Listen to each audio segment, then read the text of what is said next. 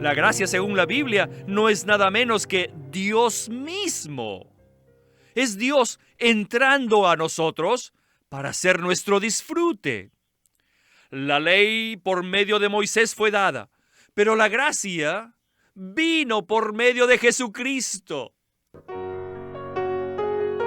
Bienvenidos al Estudio Vida de la Biblia con Witness Lee. Esperamos que este Estudio Vida los introduzca en un disfrute más profundo de las Escrituras y de nuestro querido y precioso Señor Jesús. Visítenos en nuestra página de internet radiolsm.com y allí podrán escuchar gratuitamente todos los programas radiales del Estudio Vida. Al igual que siempre, nos sentimos muy contentos de volver a tener hoy en nuestros estudios al hermano Guido Olivares para comentar sobre estos maravillosos mensajes del libro de Génesis. Bienvenido, hermano Guido. Estoy muy agradecido de que me hayan invitado de nuevo a este querido programa.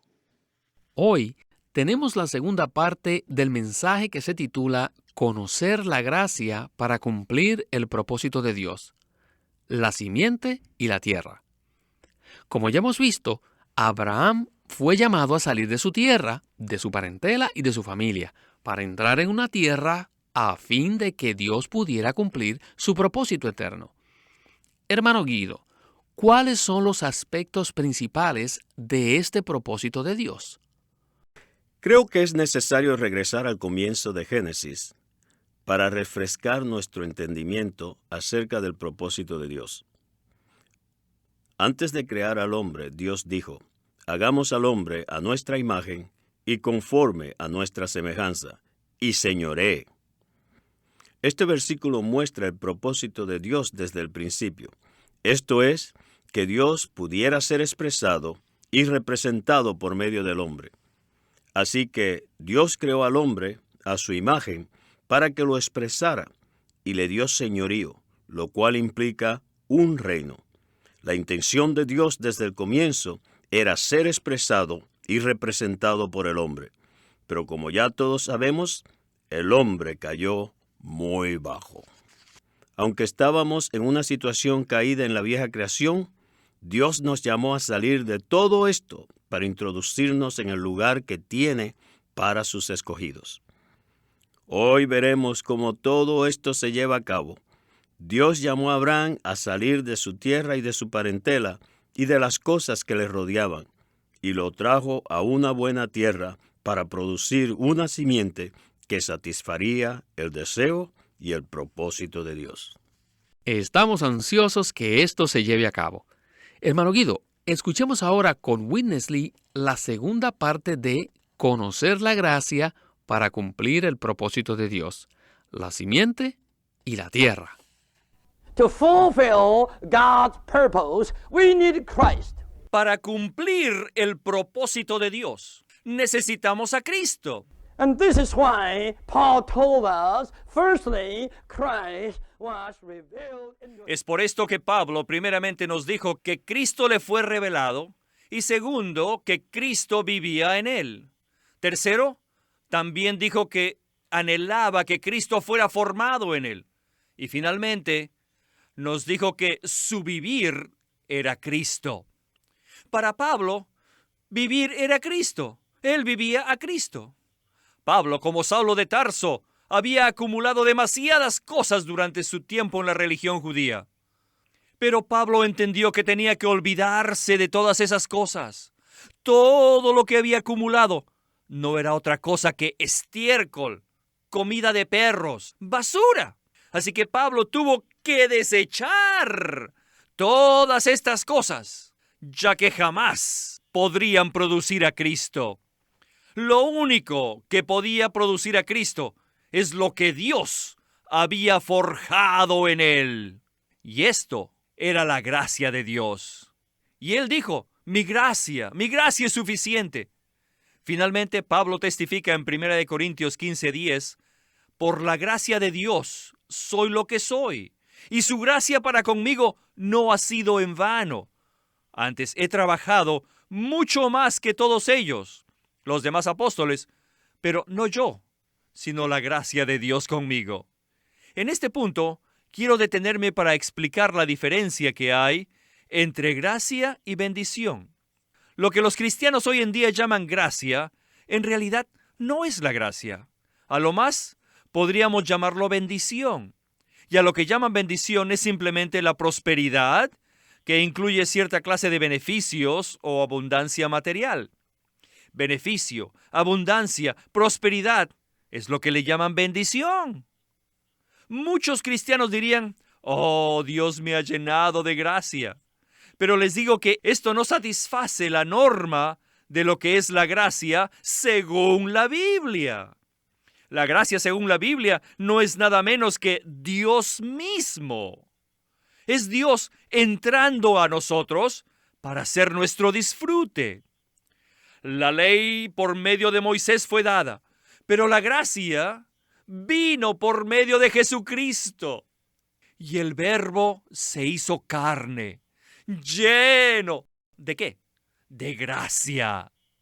Y de su plenitud tomamos todos, y gracia sobre gracia. Miren, en estos 3 últimos días, al despertarme temprano de mañana, el Señor me dijo, y no se los digo por jactarme, solo quiero contarles un pequeño secreto. Anteayer el Señor me llamó y me dijo, mira, ninguno de los libros del Nuevo Testamento termina con la palabra bendición. Ninguno dice, la bendición sea con todos vosotros, o la bendición sea con tu espíritu. Lean, casi todas las epístolas, con lo que acaba es más bien, With this word, grace be with you. la gracia sea con todos vosotros. To say, blessing be with you. La frase, la bendición sea con todos vosotros, You will have car, no significa que tengamos un buen carro, a good job. que tengamos un buen trabajo, You will have the third promotion. que podamos tener un ascenso en la empresa.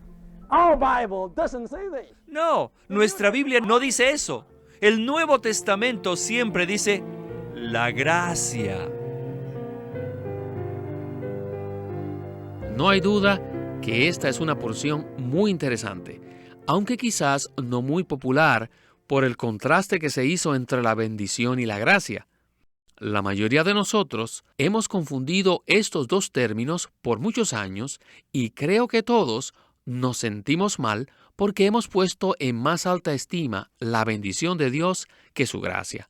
Sin embargo, la gracia es mucho más crucial para el cumplimiento del propósito de Dios que la bendición. ¿No es así, hermano Guido? Sí, definitivamente.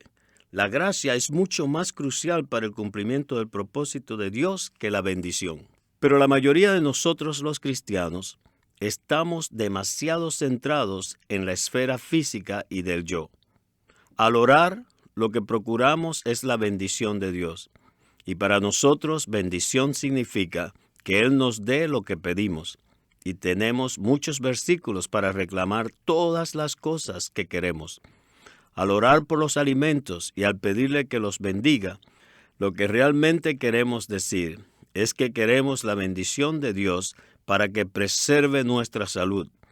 Quizás oremos por nuestro trabajo o por nuestros estudios o por nuestros hijos.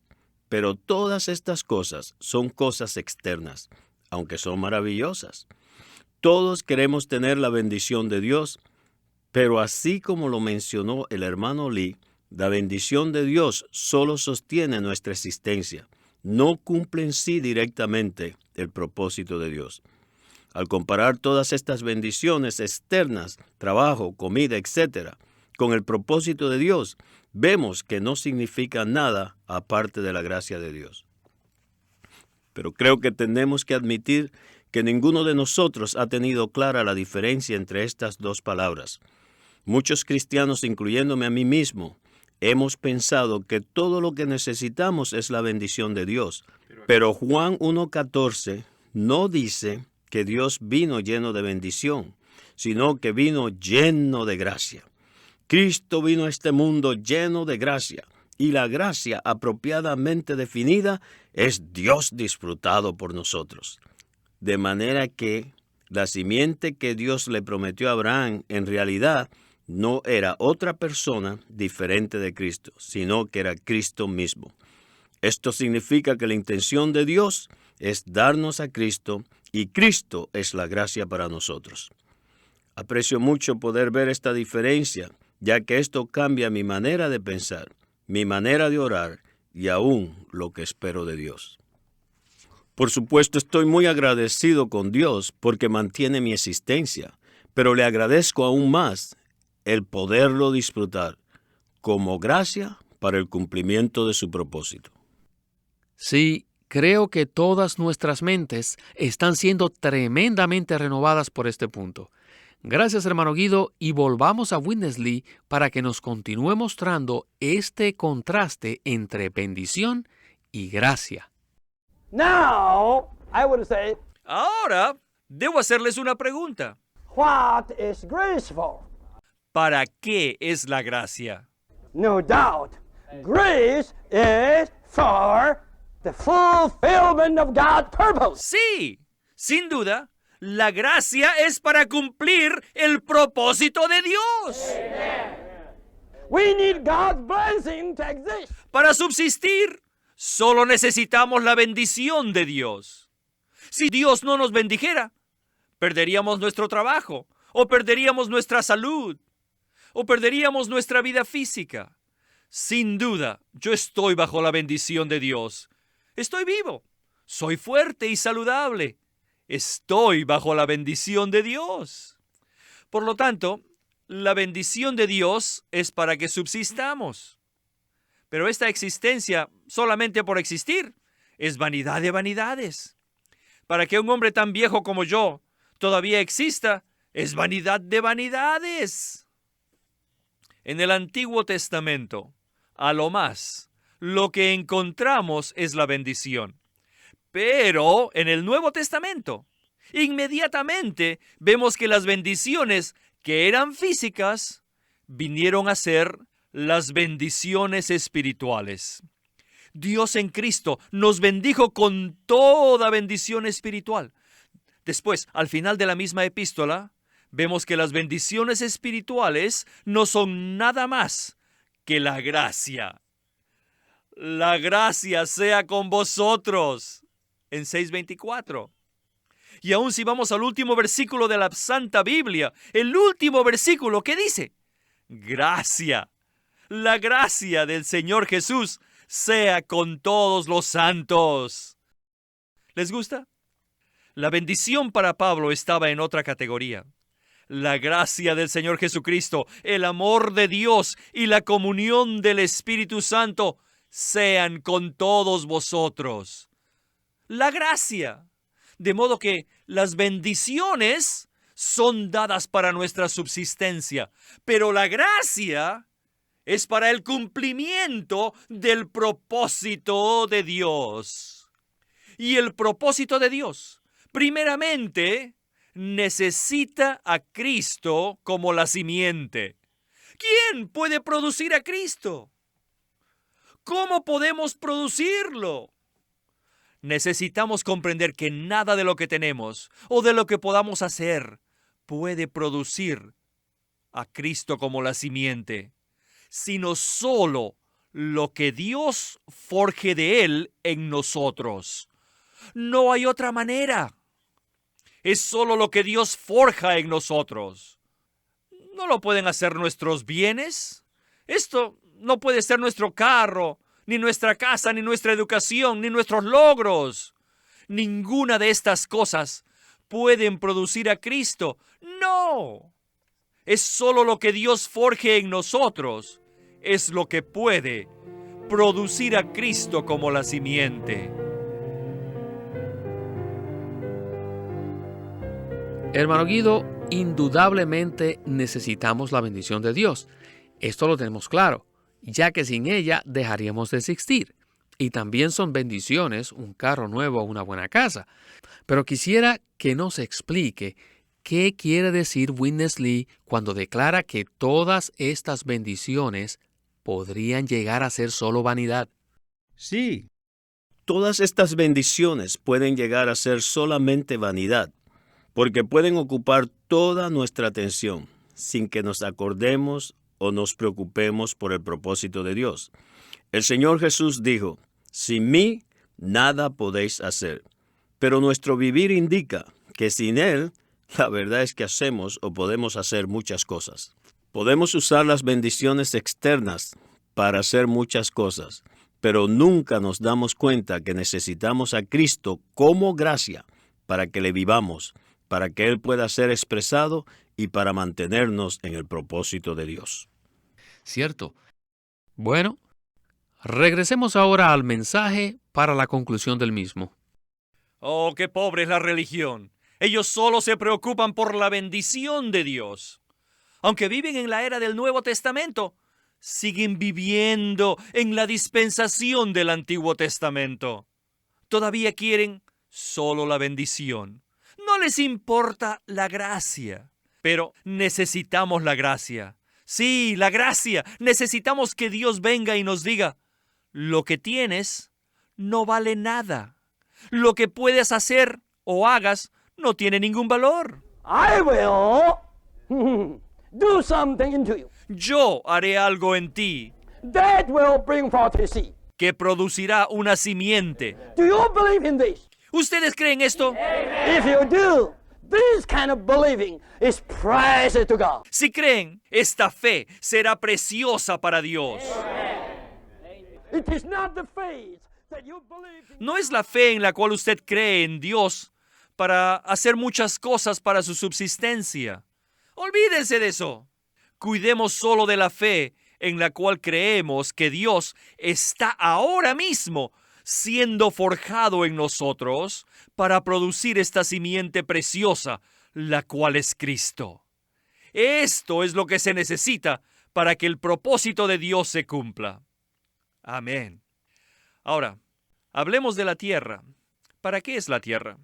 Primeramente, la tierra es para que el pueblo de Dios tenga un lugar donde vivir. Y segundo, es para que el pueblo de Dios sea sustentado. Y tercero, para que Dios derrote a todos sus enemigos, que así pueda tener una esfera en la cual pueda ejercer su autoridad, lo cual es el reino. En otras palabras, podemos decir que la tierra es un lugar en donde los enemigos de Dios pueden ser vencidos. En cuarto lugar, la tierra es para que Cristo tenga un reino. Y por último, para que Dios obtenga una morada para expresarse a sí mismo. Son 5 puntos. La tierra es para que su pueblo viva, para que su pueblo subsista, para que Dios derrote y venza a todos sus enemigos, y para que Él tenga su reino y un lugar de habitación donde Él pueda expresarse. Finalmente, el reino de Dios llegó a existir y fue establecido en la tierra, y el templo fue edificado. La tierra llegó a ser la morada de Dios, y vimos la gloria de Dios manifestada allí. Esto solo fue una miniatura del cumplimiento del propósito de Dios. ¿Pueden ver esto? Ahora les pregunto, ¿qué o quién es esta tierra hoy? Sin duda, también es Cristo. Cristo es nuestra buena tierra, en la cual vivimos. ¿En quién vivimos? Hoy vivimos en Cristo y nos alimentamos de Cristo, nos sustentamos de Él. Cristo es el lugar en el cual matamos a nuestro Kedorlaomer y todos los demás reyes. Cristo es también el reino de Dios, y Cristo es el lugar en donde la morada de Dios es edificada. Por último, ¿quién es este Cristo? Este es el Cristo agrandado. Es la iglesia. La iglesia es el agrandamiento y la expansión de Cristo.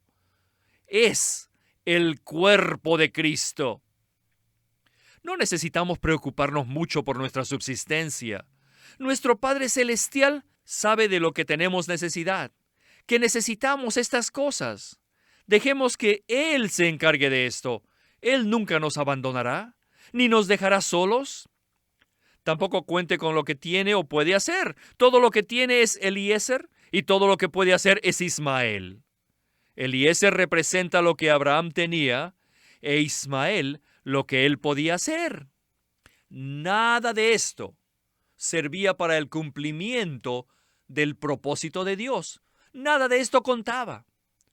No cuente con lo que tiene o con lo que pueda hacer. Tenemos que llegar al punto en que lleguemos a hacer nada.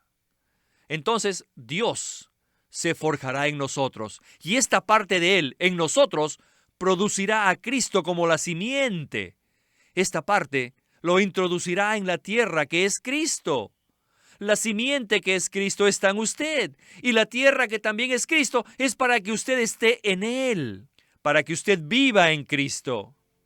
El Cristo que está en usted es la simiente y Cristo donde usted está es la buena tierra.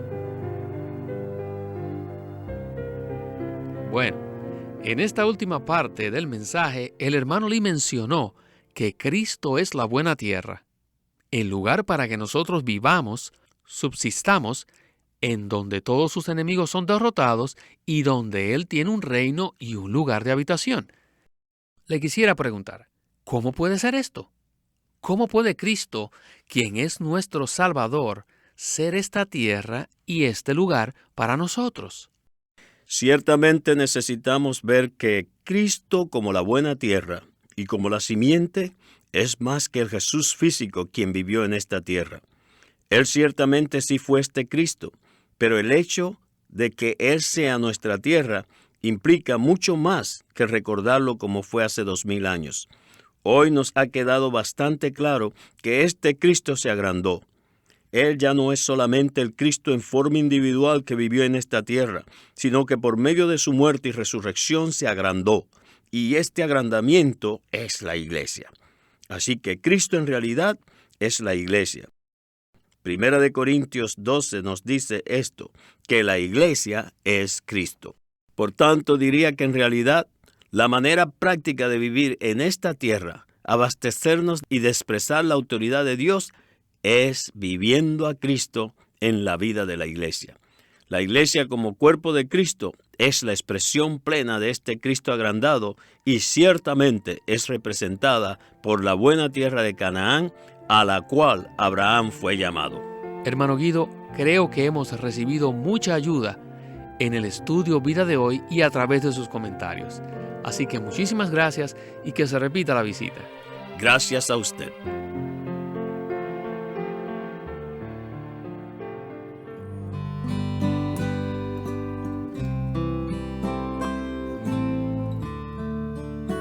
LSM presenta un libro titulado El Evangelio de Dios por Watchman Nee. En este juego de 2 tomos de El Evangelio de Dios, Watchman Nee presenta el contenido de la salvación que Dios efectúa, incluyendo el pecado del hombre, el amor, la gracia y la misericordia de Dios, la naturaleza de la gracia, la función de la ley y la justicia de Dios, la obra de Cristo, la obra del Espíritu Santo, la certeza de ser salvo y la forma en que Dios elimina los pecados del creyente. Estos mensajes son amplios y abarcan desde la condición pecaminosa del hombre antes de ser salvo hasta su destino en la era venidera. El crecimiento del cristiano depende de la fe activa y dinámica, y un ingrediente esencial para crecer en Cristo es entender claramente la verdad que sustenta esta fe. Este libro se llama El Evangelio de Dios y fue escrito por Watchman Nee en 1937 para ayudar a los cristianos a conocer más de la verdad de la salvación. Watchman Nee llegó a ser cristiano en la China continental en 1920, a los 17 años de edad, y ese mismo año comenzó a producir sus primeros escritos. En casi 30 años de ministerio se demostró claramente que él era un don especial que el Señor dio a su cuerpo con el fin de adelantar su obra en esta era. En 1952 fue encarcelado por su fe en Cristo y permaneció en la prisión hasta su muerte en 1972. Sus palabras, sus escritos, continúan siendo una rica fuente de revelación y provisión espiritual para el pueblo cristiano de todo el mundo. Queremos animarlos a que visiten nuestra página de internet, libroslsm.com. Allí encontrarán los libros impresos del Ministerio de Watchman Nee y Witness Lee, la Santa Biblia versión recobro con sus notas explicativas, y también encontrarán folletos, himnos, varias publicaciones periódicas y libros en formato electrónico. Por favor, visiten nuestra página de internet, libroslsm.com. Una vez más, libroslsm.com.